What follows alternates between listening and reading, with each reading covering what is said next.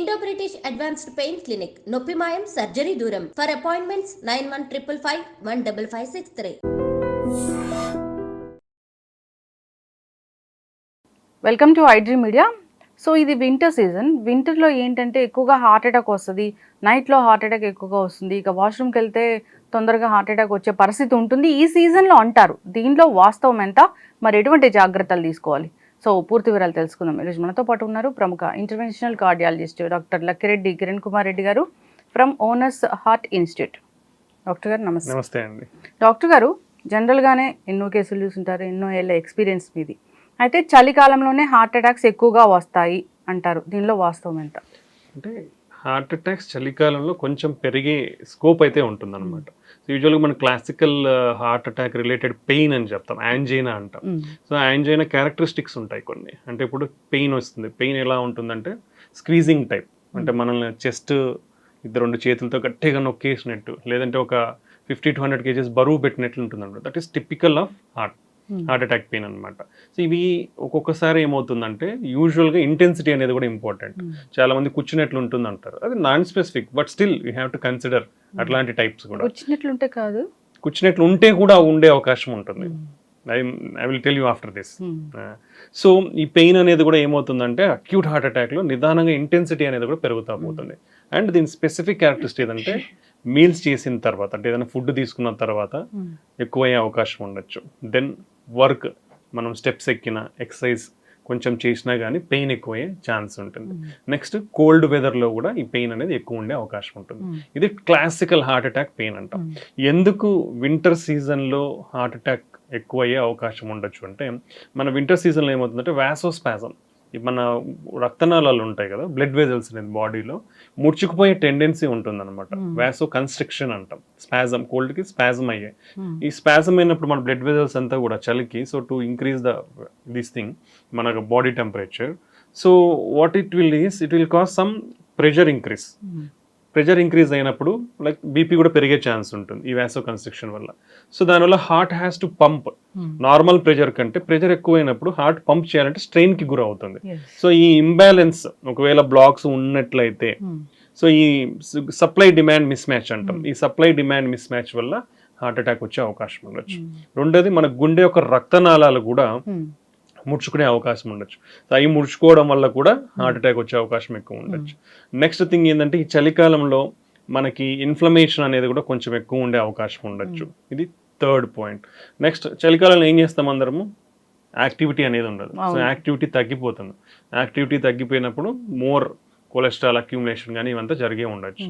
Next food, మనం బాగా చలి ఉంటుంది కాబట్టి will should eat more food తీసుకుంటాం.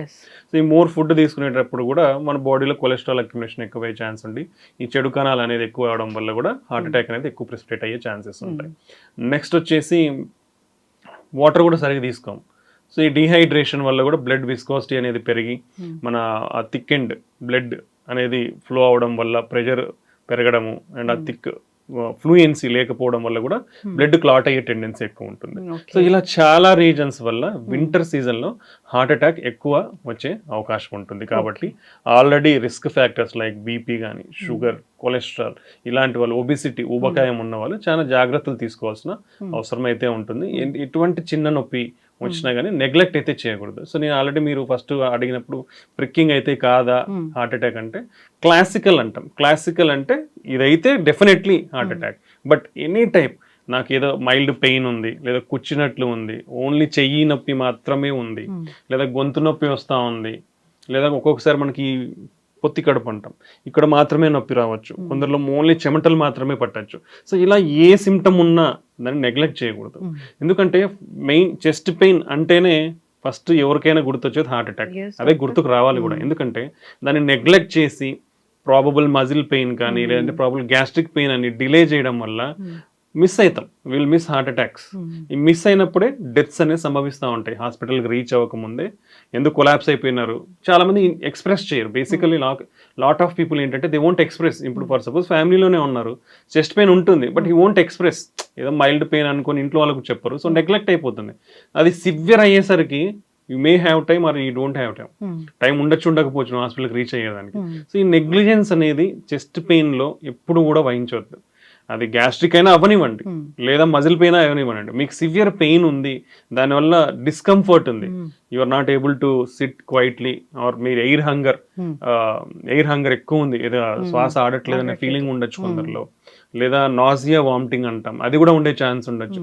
ఇలాంటి సిమ్టమ్స్ ఉన్నప్పుడు ఇమీడియట్ గా ఇప్పుడు మెడికల్ డయాగ్నోస్టిక్ ఫెసిలిటీస్ అనేది every area nook and corner ప్రతి చోట వచ్చేసినాయి. So hardly 100 meters or 200 meters లో ఒక డయాగ్నోస్టిక్ ఫెసిలిటీ ఉంటుంది, లేదంటే ఒక క్లినిక్ ఉంటుంది, లేదా నర్సింగ్ హోమ్ ఉంటుంది. ఎక్కడికో ఒక చోటుకి వెళ్ళి వాళ్ళ ఈ సిమ్టమ్స్ చెప్పి నాకు ఒక ఈసీజీ కావాలని అడిగితే ఎవరైనా తీస్తారు. ఆ ఈసీజీ క్లారిటీగా డయాగ్నోస్ అయిపోతుంది. So acute heart attack diagnose చేయడానికి ఒకే ఒక ఇన్వెస్టిగేషన్ ఇస్ ఎనఫ్.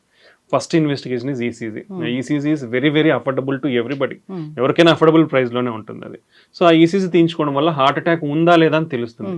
ఉందనుకోండి, మీకు ఇమీడియట్ గా లోడింగ్ డోసెస్ అనేది ఇస్తారు, 3 drugs. అది తీసుకుంటే కొంచెం సేఫ్టీ అయ్యే ఛాన్స్ ఉంటుంది. దెన్ ఇమీడియట్ గా ఎక్కడికైతే ఆ ఫెసిలిటీస్, క్యాత్ ల్యాబ్ ఫెసిలిటీస్ ఉన్నాయో, అలాంటి కార్డియాలజీ స్పెషలిస్ట్ ఉన్నాయో షిఫ్ట్ చేస్తారు డాక్టర్లు. దానివల్ల మీ ప్రాణం కాపాడుతుంది. లేదు ఒకవేళ ఈసీజీ నార్మల్ ఉంది, fine, then second line of testing ఉంటుంది.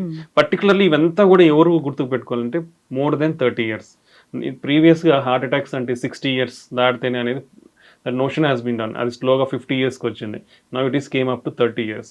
More than 30 years particularly symptom any risk factors అంటాం, లైక్ బీపీ, షుగర్, కొలెస్ట్రాల్, ఇంట్లో వాళ్ళకి ఎవరికైనా గుండె జబ్బులున్నా, క్రానిక్ స్మోకర్, క్రానిక్ ఆల్కహాలిక్స్, ఊబకాయం ఎక్కువ ఉన్న వాళ్ళు, ఎక్కువ స్ట్రెస్ తీసుకునే వాళ్ళు, వీళ్ళందరూ కూడా జాగ్రత్తగా ఉండాలి ఈ సిమ్టమ్స్ వచ్చినప్పుడు. సో వాళ్ళైతే డెఫినెట్లీ నెగ్లిజెన్స్ అయితే పాటించవద్దు. నెగ్లిజెన్స్ లేకుండా ఈసీజీ తీయించుకుంటే వాళ్ళకి తెలిసిపోతుంది ప్రాబ్లం ఉందా లేదా అనేసి. ఒకవేళ ప్రాబ్లం లేదనిపిస్తే ఫైన్, డాక్టర్ అనేది సెకండ్ లైన్ ఆఫ్ టెస్ట్ ఏంటంటే బ్లడ్ టెస్ట్ ఒకటి ఉంటుంది, ట్రోపోనిన్ టెస్ట్ అంటాం. ఈ 2 టెస్ట్ల వల్ల మీకు అక్యూట్ గా డేంజర్ ఉందా లేదా అనేది క్లారిటీగా తెలిసిపోతుంది. ఈ 2 నెగిటివ్ ఉన్నాయంటే మీరు కూడా ఊపిరి పీల్చుకొని సేఫ్ జోన్ లోకి వచ్చే అవకాశం ఉంటుంది. Probable next they will think this muscle pain or bone pain or gastric pain అనేది ఫర్దర్ ఎవాల్యుయేషన్. అవి అంత డేంజరస్ కాదు కాబట్టి యువర్ లైఫ్ ఇస్ సేవ్డ్. అదే మీరు ముందుగానే ఇది గ్యాస్ట్రిక్ పెయిన్ అనుకోని, లేదా మజిల్ పెయిన్ అనుకోని ఇలా నెగ్లెక్ట్ చేస్తే మాత్రం ప్రాణం పోయే అవకాశం ఉంటుంది. ఈ బ్లడ్ టెస్ట్ మీరు ఏదైతే చెప్పారో జనరల్ గా హాస్పిటల్కి వెళ్ళాకే చేయించుకోవాలా, లేదంటే ఎప్పుడైనా మాకు నార్మల్ గా ఒకసారి గుండె ఎలా ఉందో చెక్ చేసుకోవాలనుకున్నప్పుడు చేయించుకోవచ్చా? యూజువల్గా ట్రోపోనిన్ టెస్ట్ అనేది అక్యూట్ హార్ట్ అటాక్ లోనే సజెస్ట్ చేస్తాం. సో నార్మల్ గా అయితే అవసరం లేదు యూజువల్ గా టెస్ట్ అనేది. సో బట్ నార్మల్ కూడా చేయించుకునే వాళ్ళు చేయించుకోవచ్చు. ఇట్ విల్ సమ్ టైమ్స్ కొందరిలో ఏంటంటే క్రానిక్ అండర్లయింగ్ హార్ట్ ప్రాబ్లమ్స్ ఏమన్నా ఉన్నా కానీ తెలిసే అవకాశం ఉండొచ్చు. But usually it is indicated in acute heart attacks, అది ఒక indication. Second, already heart problems ఉన్న వాళ్ళలో హార్ట్ ఫెయిల్యూర్ డెవలప్ అయినప్పుడు కానివ్వండి, ఇలాంటి టైంలో we will suggest for those people అనమాట. అందరికీ అయితే అవసరం లేదు ట్రోపోనిన్ టెస్ట్. సో అక్యూట్ గా sudden onset chest pain, ECG ఒకవేళ నార్మల్ ఉంది, still better to rule out with more precision అంటే ట్రోపోనిన్ బ్లడ్ టెస్ట్. ఈ 2 నెగిటివ్ ఉన్నాయా, fine, slowly we can evaluate. ఈ 2 అనేది చాలా ఇంపార్టెంట్. సో ఎవరైనా more than 30 years chest pain అనేది నెగ్లెక్ట్ చేయకూడదు. ఎందుకంటే 30 years తర్వాత నుంచి కూడా హార్ట్ అటాక్స్ అనేది చాలా ఎక్కువ అయిపోయినాయి. మీరు నెగ్లెక్ట్ చేసినారా ప్రాణాన్ని కోల్పోయినట్టు. బికాస్ మీ ప్రాణం ఒక్కటి కాదు పోయేది, అందరూ గుర్తుకు పెట్టుకోవాల్సినది. This is my personal experience. If one person's life is gone in the productive age, from 30 to 50 or 60 years, total family will go back by 30 years. So always think whenever you are ఎవరికైనా problem వచ్చినప్పుడు మీది నాకున్నది ఏం కాదనే చులకన భావం చాలా మందికి ఉంటుంది. నేను చాలా ఫిట్ గా ఉంటాను, నాకెందుకు వస్తుంది, ఇవన్నీ చులకన భావం. మన ఆరోగ్యం మీద మనకే శ్రద్ధ లేకపోవడం అనమాట. అలాంటిది ఎప్పుడు కూడా ఎవరు వహించద్దు. సో ఛాతీ నొప్పి ఉంటే ఇమీడియట్ గా ఒక ఈసీజీ తీయించుకోండి. Think about your total family, because they are always depends on you and you have to take care of them. So అదే ఆలోచించి మీరు ఇమీడియట్ గా టెస్ట్, దాంట్లో పోయేది ఎవ్వరికి నష్టపోయేది అయితే ఏమో ఉండదు. చిన్న టెస్ట్ సమ్ 100 to 300 rupees కంటే ఉండదు ఈసీజీ అనేది. దాంతో తెలిసిపోతుంది. నార్మల్ ఉంటే ఎవ్రీబడి ఈస్ హ్యాపీ, అబ్ నార్మల్ ఉంటే మీకు ట్రీట్మెంట్ అందుతుంది, మీ లైఫ్ సేవ్ చేసుకున్న వాళ్ళు అవుతారు. అయితే డాక్టర్ గారు ఈసీజీలో ఎంతటి ప్రాబ్లం అయినా తెలుస్తుందా అండి? ఈసీజీలో చాలా బేసికలీ ఈసీజీ అనేది మన హార్ట్ యొక్క ఎలక్ట్రికల్ యాక్టివిటీని డిటెక్ట్ చేస్తుంది అనమాట. సో ఎనీ చేంజెస్ మన మజిల్స్లో కానివ్వండి, వాల్ ప్రాబ్లమ్స్, ఎలక్ట్రికల్ కండక్షన్ సిస్టంలోనే ప్రాబ్లమ్స్ కానివ్వండి, మనకు చాలా తెలుస్తాయి. ఇప్పుడు ఛాంబర్ హైపర్ట్రోఫీ అంటాం. కింద 2 గదులు పైన 2 గదులు ఉంటాయి గుండెలో. ఆ రెండిట్లో ఏది ఉబ్బినా మనకు చేంజెస్ కనిపిస్తాయి ఈసీజీలో. నెక్స్ట్ మన ఎలక్ట్రికల్ కండక్షన్ సిస్టమ్ అనేది ఒక కరెంట్ సిస్టమ్ లాంటిది అనమాట. సో పైన ఒక మెయిన్ స్విచ్ ఉంటుంది, దాన్ని ఎస్ఏ నోడ్ అంటాం. నెక్స్ట్ అది పై గదులకు స్ప్రెడ్ అయ్యి మధ్యలో ఒక మోడరేటర్ స్విచ్ లాంటిది ఉంటుంది, ఏవి నోడ్ అంటాం. ఆ నుంచి ఇంకా తీగల్లాగా మన కింద గదులకి ఫైబర్స్ ఉంటాయి, ఆ ఫైబర్స్ ద్వారా స్ప్రెడ్ అవుతుంది. ఎలక్ట్రికల్ యాక్టివిటీ వచ్చినప్పుడు గుండె అనేది పైన కొట్టుకుంటుంది, మళ్ళీ కింద కొట్టుకుంటుంది. ఇది సీక్వెన్స్ లో కొట్టుకోవాలి. సో ఇక్కడ ఎక్కడ బ్లాక్ ఉన్నా మనకు తెలిసిపోతుంది. సో పైన మెయిన్ స్విచ్ సరిగా లేదనుకోండి హార్ట్ రేట్ పడిపోతుంది. ఈ మోడరేటర్ స్విచ్ లో కూడా ప్రాబ్లం ఉందనుకోండి, మనకి కింద పైన ఒక రేట్ ఉంటుంది, కింద ఒక రేట్ ఉంటుంది. ఈ డిస్టర్బెన్స్ ఏవి బ్లాక్ అంటాం, ఇది కూడా చాలా సిగ్నిఫికెంట్. సో ఇవన్నీ కూడా తెలుస్తాయి మనకి. సో అలాగనే వాల్వ్ లీక్ అవుతుంది, వాల్వ్ లీక్ అయితే ఛాంబర్స్ అనేది పెరుగుతాయి అనమాట. సో ఈ changes and even some congenital heart problems, చిన్నపిల్లలు వచ్చే జబ్బులు కూడా కొన్ని ఈసీజీలో కనుక్కోండి. టెకికార్డియా అంటాం, హార్ట్ రేట్ పెరిగినప్పుడు ఎందువల్ల వస్తుందనేది చాలా రకాలు ఉంటాయి. దాదాపు ఒక 20 రకాల హార్ట్ రేట్ అబ్నార్మాలిటీస్ ఉంటాయి, హై రేట్ అబ్నార్మాలిటీస్, అవన్నీ కూడా తెలుసుకోవచ్చు. So ECG will give lot of information. Electrolyte problems, electrolyte disturbances అంటాం, అంటే మన లవణాలు అంటాం కదా, సోడియం పొటాషియం, ఆ డిస్టర్బెన్సెస్ ఉన్నా మనకి ఈసీజీ తెలుస్తాయి. సో ఇలా ఎవ్రీథింగ్, ఈవెన్ హైపోథర్మియా, చలి బాగా అఫెక్ట్ అయిన వాళ్ళు కూడా చేంజెస్, మార్పులు వస్తాయి. డ్రగ్ చేంజెస్ ఉంటాయి, కొన్ని డ్రగ్స్ వాడితే కూడా ఈసీజీలో మార్పులు వస్తాయి. లాంగ్ క్యూటీ సిండ్రోమ్స్ కానివ్వండి, ఇలా మార్పులు వస్తాయి. సో ఇవన్నీ కూడా ఈసీజీలో చాలా వరకు మెజారిటీ ఆఫ్ ద ఇన్ఫర్మేషన్ తెలుస్తుంది. And only one strong investigation and very cheap investigation for diagnosing heart attacks is ECG. Yes, అయితే డాక్టర్ గారు ఇప్పుడు చెప్పిన ఈ చలికాలంలో ఇలా ఈ ప్రాబ్లం వస్తుంది అనేది మెన్ అండ్ ఉమెన్ లో కూడా చూస్తామా? డెఫినెట్లీ అండి. యూజువల్గా మెన్ అండ్ ఉమెన్ కి మేజర్ డిఫరెన్సెస్ అయితే ఉండవు. స్టిల్ చెప్పాలంటే women are most neglected in clinical స్టడీస్లో కానివ్వండి, యాక్చువల్గా సొసైటీలో కానివ్వండి. ఎందుకంటే వాళ్ళ హెల్త్ అనేది వాళ్ళు బేసికల్లీ చెప్పరు. దెన్ వాళ్ళు చెప్పినా చాలా మంది అంత సీరియస్నెస్ కానీ ఇంపార్టెన్స్ కానీ ఉండదు. వర్క్ రిలేటెడ్ ఇంకోటి అనుకుంటారు. బట్ మెన్తో పాటు ఉమెన్ కూడా are equally affected. So but యూజువల్గా ఏమవుతుందంటే వీళ్ళల్లో కొంచెం సిమ్టమ్స్ అనేది లెస్సర్ ఇంటెన్సిటీతో ఉంటుంది అనమాట. ఇప్పుడు ఛాతీ నొప్పి అనేది కొంచెం తక్కువ తెలిసే అవకాశం ఉంటుంది, particularly females more than 40 years దాటిన వాళ్ళు, లేదా ఎల్డర్లీ పీపుల్లో కూడా చెస్ట్ పెయిన్ టిపికల్గా ఉండదు. డయాబెటిక్స్లో కూడా ఛాతీ నొప్పి వస్తే టిపికల్గా ఇంటెన్సిటీ ఉండదు. సో ఈ మైనర్ సిమ్టమ్ అనేది కూడా చాలా ఇంపార్టెంట్. కొందరికి ఇది ఏం లేకుండా జస్ట్ అలసట మాత్రమే ఉంటుంది, వీక్నెస్ లేదా ఫెటీగ్ అంటాం, ఈజీగా చిన్న పని చేసినా కూడా అలసిపోవటం, లేదా జనరలైజ్డ్ వీక్నెస్ ఉండే అవకాశం ఉంటుంది. ఇలా ఫీమేల్స్ అనేది కొంచెం నెగ్లెక్ట్ అయ్యే అవకాశం ఉంటుంది. కాబట్టి ఫీమేల్స్లో చిన్న సిమ్టమ్స్ ఉన్నా కానీ వాళ్ళు దాన్ని నెగ్లెక్ట్ చేయకూడదు. నెగ్లెక్ట్ చేయకుండా దాన్ని ఎవాల్యుయేట్ చేసుకోవాల్సిన అవసరం ఉంటుంది. ఎస్, అయితే ఒక 30 years వచ్చాయి డాక్టర్ గారు ఎవరికైనా కానీ గుండె పదిలంగా ఉందా లేదా తెలుసుకోవడానికి ఎన్ని నెలలకు ఒకసారి చెక్ చేయించుకోవాలి, ఎన్ని నెలలకు ఒకసారి చేయించుకోవాలి? సో యూజువల్గా ఫ్యామిలీ హిస్టరీలో ఎవరికైనా హార్ట్ అటాక్ ఉన్నా, కొలెస్ట్రాల్ అబ్నార్మాలిటీస్ ఉన్నా, at the age of 21 years first lipid profile test అనేది గైడ్ లైన్స్ ప్రకారం రికమెండెడ్. 21 years 1 year 21st yearలో లిపిడ్ ప్రొఫైల్ అనేది కంపల్సరీ చేయించుకోవాలి. ఫ్యామిలీలో ఎవరైనా హార్ట్ అటాక్స్తో అఫెక్ట్ అయినా కానీ, కొలెస్ట్రాల్ అబ్నార్మాలిటీస్ ఉన్నా కానీ, వాళ్ళకి నార్మల్ ఉంటే 21 years అప్పుడు 5 years తర్వాత చేయించుకోవచ్చు. అప్పుడు నార్మల్ అంటే మళ్ళీ 5 years. బట్ 30 years దాడితే, ఇప్పుడు ఎందుకు ఇంతకుముందు అయితే మేబీ 50 years దాడితే యాన్యువల్ చెకప్స్ అని చెప్పేవాళ్ళం. బట్ ఇప్పుడు మనకున్న ఐసీఎంఆర్ డేటా ప్రకారమే 30 years నుంచే డయాబెటీస్, హైపర్ టెన్షన్, కొలెస్ట్రాల్ అన్నీ కూడా పెరిగిపోయాయి. So from the age of 30 years every year normal ఉంటే ఎవ్రీ ఇయర్ యాన్యువల్ స్క్రీనింగ్ అనేది కంపల్సరీ.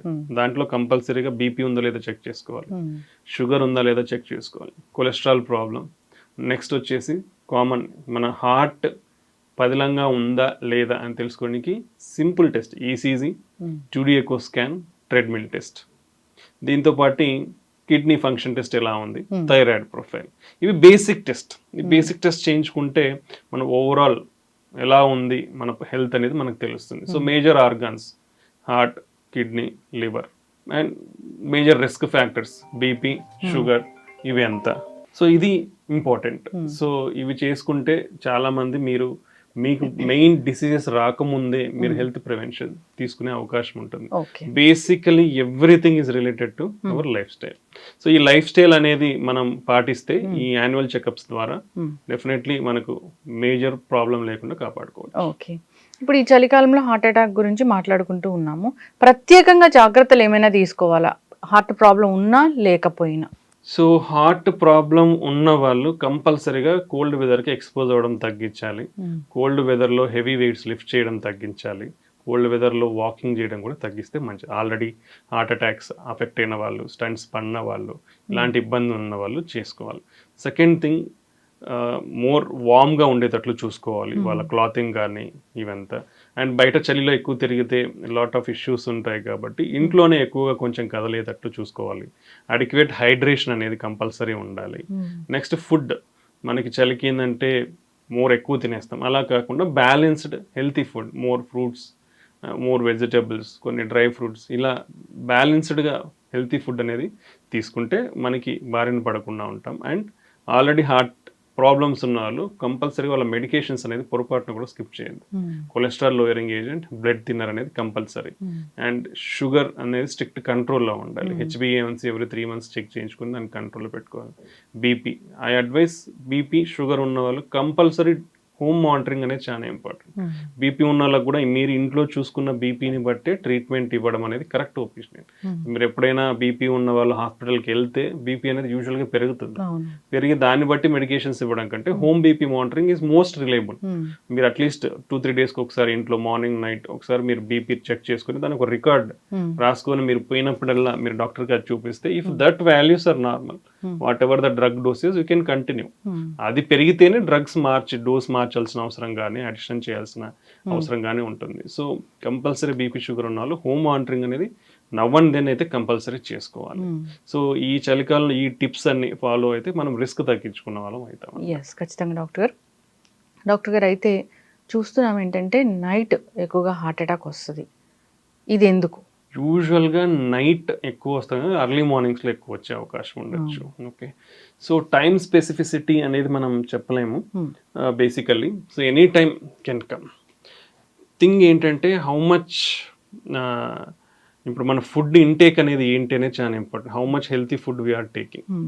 సో మనం మనకి సిటీస్లో అర్బనైజేషన్లో ఏమైపోయింది, more food parties at night, heavy food intake at night అయిపోయింది. ఆఫ్టర్ హెవీ ఫుడ్ ఇంటేక్ ఏమవుతుందంటే మన డైజెషన్కి there is lot of blood circulation is required. So మనకి అది అక్కడ ఎక్కువ అయిపోయి మనకి నిజంగానే బ్లాక్స్ గిన ఏమన్నా ఉంటే then supply demand mismatch అనేది ఏర్పడుతుంది. ఆ సప్లై డిమాండ్ మిస్ మ్యాచ్లో మనకి ఈ ప్రాబ్లం అనేది వచ్చి హార్ట్ అటాక్ వచ్చే అవకాశం ఉండొచ్చు అనమాట. సో ఇలా కాకుండా కొందరికి సైలెంట్ హార్ట్ అటాక్స్ అంటాం. అంటే హార్ట్ అటాక్ వచ్చినట్లు కూడా తెలియదు వాళ్ళకి, పెయిన్ కూడా తెలియదు, అలా వచ్చి వెళ్ళిపోతాయి. సో ఈ సైలెంట్ హార్ట్ అటాక్స్లో కొందరికి ఇమీడియట్గా స్పాంటేనియస్ రీకెనలైజేషన్ అంటాం. అంటే బ్లడ్ క్లాట్ ఫామ్ అయ్యి హార్ట్ అటాక్ వస్తుంది, అది వచ్చిన తర్వాత స్పాంటేనియస్గా కూడా ఓపెన్ అయిపోతుంది అనమాట. అవి only can be detected on later stage, ఎప్పుడన్నా చెకప్ పోయినప్పుడు ఈసీజీలో మార్పుల ద్వారా కనుక్కుంటాం. సో ఇలా అవి స్టేబుల్గా ఉండొచ్చు కొందరిలో. కొందరికి ఆ సైలెంట్ హార్ట్ అటాక్స్ అనేది సివియర్ అయిపోయి సడన్ డెత్ కూడా అయ్యే ఛాన్స్ ఉంటుంది. చూస్తున్నారు డాక్టర్ గారు అలాంటివి? డెఫినెట్లీ ఉంటాయండి. ఎందుకంటే until unless we prove angiogram we can't tell. But మేము కొన్ని కేస్ సినారియోస్లో చూస్తాం వాళ్ళకి పెద్ద సిమ్టమ్స్ ఉండవు. చాలామంది కూడా బికాస్ ఆఫ్ నాన్ ఎక్స్ప్రెషన్, చాలామంది ఎక్స్ప్రెస్ చెయ్యరు. మన ఇండియన్ సినారియోలో వాళ్ళకున్న డిస్కంఫర్ట్ని, హై డిస్కంఫర్ట్ ఉంటే లో లెవెల్లోనే మనకి ఎక్స్ప్రెస్ చేస్తారు. But if you see angiogram, all 3 vessels will be block. So ఇలాంటి సినారియోస్ చాలా చూసాం మేము. అందుకే ఈవెన్ స్మాలెస్ట్ సిమ్టమ్ ఉన్నా వీ హ్యావ్ టు ఎవాల్యుయేట్. అది చేసినప్పుడే ప్రాపర్ కేర్ తీసుకున్న వాళ్ళం అవుతాం. So you can see the statistics. Our average life span is 65 years or 67 years. But if you take other countries like Singapore, it is around 83 years. Why? Something is called preventive health checkups. ఆ preventive health checkups వల్ల మన risk ఫ్యాక్టర్స్ని ముందే identify చేసుకొని మనం దాన్ని నివారించి లేదా కంట్రోల్లో పెట్టుకునే అవకాశం ఉంటుంది. So that's the way we can improve our health. మన ఇండియన్స్ 65 అంతేనా? 67 what is according to the data. అయితే ఈ జాగ్రత్తలు అయితే ఖచ్చితంగా తీసుకోవాలి. నైట్ ఇంకా ఈ లేట్ ఫుడ్ ఇలాంటి కాకుండా ఇంకేముంటాయి doctor? Better is finish your food by 8 o'clock and take a gap of at least 2 to 3 hours between food and your sleep. That is most important. And if you are able to walk, you can do light walking at night. So that మనకి digestion అనేది కూడా కొంచెం అవ్వడం వల్ల discomfort అనేది ఉండదు. So ఇవి follow అవ్వాలి. And take a light food at night, like roti or some fruits. Heavy food అనేది you should avoid at night. Heavy food you can eat in the morning or you can eat in the afternoon. But night finish better by 7 to 8 and take light food at the night. Okay. So ఇది తీసుకోవడం వల్ల మనకు risk అనేది కొంచెం తగ్గే అవకాశం ఉంది. Okay.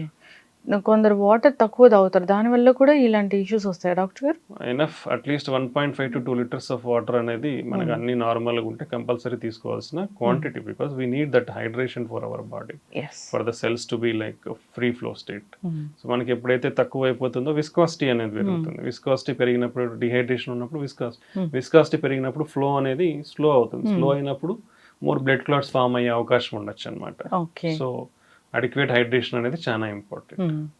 అయితే డాక్టర్ గారు ఇప్పుడు హార్ట్కి ఏదో ఒకలాంటి ట్రీట్మెంట్ జరిగింది, సో వాళ్ళని చాలా జాగ్రత్తగా మానిటర్ చేయాలి.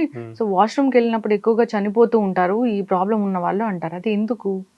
సో ఆల్రెడీ హార్ట్ అటాక్స్తో అఫెక్ట్ అయిన వాళ్ళు కానీ లేదా స్టంట్స్తో అఫెక్ట్ అయిన వాళ్ళు కానీ, సో ఇవన్నిటికీ ఏంటంటే స్లీప్లో నుంచి మనం సడన్గా లేచి వెళ్ళినప్పుడు like body will get in more more energy is required for the heart to pump. So ఆ sudden conversion from mobile state నుంచి వెళ్ళినప్పుడు మనకి సప్లై డిమాండ్ మిస్ మ్యాచ్ అవ్వడం కానీ, ఓకే, సో అలా అవ్వడం వల్ల ప్రాబబ్లీ జరిగే అవకాశాలు ఉంటాయి అన్నమాట. బ్లడ్ సర్క్యులేషన్ క్లాట్స్ అవ్వడం కానివ్వండి, ఇన్ఫ్లమేషన్ పెరిగి సడన్ గా ఈ ప్లాక్ ఏదైతే ఉంటుందో రప్చర్ అవ్వడం కానీ ఇలా ఉండే అవకాశం ఉండొచ్చు. దాన్ని ఒక్కొక్కసారి జరిగే అవకాశం ఉండొచ్చు. అండ్ ఇవన్నిటికంటే కూడా నీ ప్రయర్ అండర్లైంగ్ రిస్క్ ఫ్యాక్టర్స్ ఎంత కంట్రోల్లో ఉన్నాయనేది చాలా ఇంపార్టెంట్. సో ఇప్పుడు షుగర్ ఉంటుంది, అన్కంట్రోల్డ్ ఉందనుకోండి, వాళ్ళకి ఇలా జరిగే అవకాశం ఎక్కువ ఉండొచ్చు. బీపీ అన్కంట్రోల్డ్ ఉండేది అనుకోండి, ఇలా జరిగే అవకాశం ఎక్కువ ఉండొచ్చు. సో ఇవన్నీ కూడా చాలా ఇంపార్టెంట్. ఓన్లీ లైక్ మన జనరల్ థింగ్సే కాకుండా రిస్క్ ఫ్యాక్టర్స్ అన్నీ కూడా కంట్రోల్లో ఉండాలి. మరి ఇన్ని కేసెస్ చూసారు, ఇన్ని పేషెంట్స్ని చూసారు కదా డాక్టర్ గారు, బీపీ 120/80 ఒకప్పుడు నార్మల్, ఇప్పుడు లెక్కలు మారాయని చెప్తున్నారు. సో 140/90 ఉన్నా ఓకేనా? లెక్కలు ఎప్పుడు మారు. BP 120/80 is normal, 130/85 is border line. Okay, 140/90 is hypertension. So always you should try to keep your BP less than 130/85. ఎప్పటికి కూడా 130/85. స్టిల్ ఇంత advanced treatments, easy availability of medicines, easy diagnosis by home BP monitoring ఇన్ని వచ్చినా కూడా majority of the patients and BP medications are uncontrolled, not adequate doses. So ఇవన్నీ చాలా risk ఉంది. BP ఉన్న వాళ్ళు కూడా చాలా మందిలో 50% ఇయర్లీ అన్కంట్రోల్డ్ ఉంటుంది, because they don't monitor their BP regularly. So you have to adjust your medications regularly based on your BP. They should reduce salt intake to less than 5 grams per day. They should do regular exercise like walking for at least 30 minutes per day for 5 days in a week. ఇవన్నీ చేయాలి. Exercise వల్ల multiple benefits. ఇది అందరూ ఇప్పుడున్న busy life లో nobody is sparing time for exercise, which is very very very bad. Everybody will comes under this category. So అందరూ కూడా first priority along with your home cooked food exercise కి time కేటాయించాలి. 30 minutes to 45 minutes per day. మీరు walking చేయండి, sports ఆడండి, swimming చేయండి, or involve in some other activity, but you should do it. నేను రెగ్యులర్గా నడుస్తూనే ఉంటాను, నాకేం అవసరం, but spare separate time for that. So that is most important. So exercise వల్ల బీపీ అనేది కంట్రోల్ అయ్యే ఛాన్స్, షుగర్ కంట్రోల్ అవుతుంది, ఇన్సులిన్ సెన్సిటివిటీ పెరుగుతుంది, ఇన్సులిన్ రెసిస్టెన్స్ అనేది తగ్గుతుంది, కొలెస్ట్రాల్ ప్రొఫైల్ అనేది మారుతుంది, ఎల్డిఎల్ కొలెస్ట్రాల్ తగ్గుతుంది, హెచ్డిఎల్ పెరిగి, ఇవన్నీ ఇంప్రూవ్మెంట్స్ ఉంటాయి ఎక్సర్సైజ్తో అపార్ట్ ఫ్రమ్ ఫుడ్. సో మనకి రెండే important, good food, good healthy food, good exercise, good sleep. ఈ మూడు important. Sound sleep is also very important. And adult at least 7 to 8 hours good sleep ఉండాలి. If you sleep is less, your stress will increase. Stress will increase again your blood pressure and other inflammation, మన చెడు అంతా పెరిగి more heart attacks, more brain strokes కూడా వచ్చే అవకాశం. Okay, అయితే doctor గారు చివరిగా ఈ బీపీ ఒకసారి వస్తే అది పూర్తి స్థాయిలో మందులు మానేయడానికి అవ్వదా? See, depends, we'll categorize as two: essential hypertension and secondary hypertension అంటాం. So essential hypertension with age అనేది మనకు వస్తుంది, like genetic factors, lot of factors ఉంటాయి, హెరిడిటరీ ఇది అంతా. సో సెకండరీ కాజెస్లో కొన్ని హార్మోనల్ ప్రాబ్లమ్స్ ఉంటాయి. సో హార్మోనల్ ఒకవేళ యంగ్ ఏజ్లో వస్తే we have to rule out దేనివల్ల వచ్చింది. లైక్ 30 yearsకి వచ్చింది అనుకోండి, కిడ్నీ ప్రాబ్లం ఉందా, లేదా థైరాయిడ్ హార్మోన్ ఉందా, లేదంటే ఇంకో pheochromocytoma some other adrenal gland problems, ఇది దేని వల్ల వచ్చిందనేది రూల్ అవుట్ చేస్తాం. అది రూల్ అవుట్ చేసిన తర్వాత we label it as essential hypertension. But if you are able to do healthy lifestyle like regular exercise, if your everything, your kidney function is good, creatinine is normal, all other hormones are good, you can control your hypertension, you can reduce. అంటే very unreachable levels అనేది first నుంచి ఎవరికి ఉండదు, underlying ఏ problem లేకుండా స్లోగానే start అవుతుంది. So if you do all these things sincerely with yoga, meditation, exercise, more fruits and vegetables. So like everybody has to take more fruits and vegetables.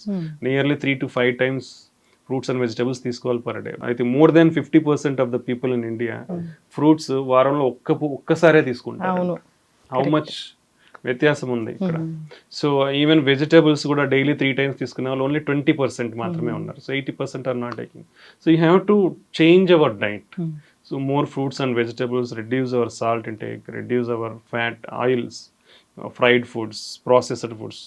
ఇప్పుడు అంతా easy delivery అయిపోయినప్పటి నుంచి fast foods, packed foods అలవాటు అయిపోయింది. They are all harmful according to the data whatever it is. So better convert to a healthy balanced diet. That is most important. And then regular exercise. ఈ దీనిలతో మన బీపీని కూడా control చేసుకొని you can get down your drugs. But అది drugs తగ్గించేటప్పుడు కూడా will slowly bring it down. ఒకేసారి అన్ని మానేస్తే మళ్ళీ రీబౌండ్ హైపర్ టెన్షన్ ఉండే ఛాన్స్ ఉండొచ్చు. So slow by slow multiple drugs ఉన్నారంటే డ్రగ్స్ తగ్గించడం, డోస్ ఉందంటే డోస్ తగ్గించుకుంటూ రావడం. సో ఆ విధంగా మీ బీపీ మెయింటైన్ అవుతుంది without much requirement of drugs. అంటే you can reduce all the drugs also. And again will monitor that BP. ఆపేసిన తర్వాత కూడా మినిమం 1 year వరకు మానిటర్ చేయాలి. నార్మల్గా ఉందా, మళ్ళీ పెరుగుతూ ఉందేమో అనేది we have to monitor that. 1 year తర్వాత ఆర్ 1-2 years వరకు కూడా లేదు అనుకోండి, mostly it was settled with your healthy life style. మళ్ళీ అది రాకుండా చూసుకోవాలి. ఆ లైఫ్ స్టైల్ అనేది మనం మెయింటైన్ చేయగలగాలి. ఖచ్చితంగా డాక్టర్ గారు చాలా చక్కగా చెప్పారండి. చాలా క్వశ్చన్స్ ఉన్నాయి, ఇంకా టాపిక్స్ ఉన్నాయి. సిరీస్ అనేది కంటిన్యూ చేద్దాం, మీరు మాకు టైం ఇవ్వాలి. సో చక్కటి ఇన్ఫర్మేషన్ డాక్టర్ గారు, ధన్యవాదాలు.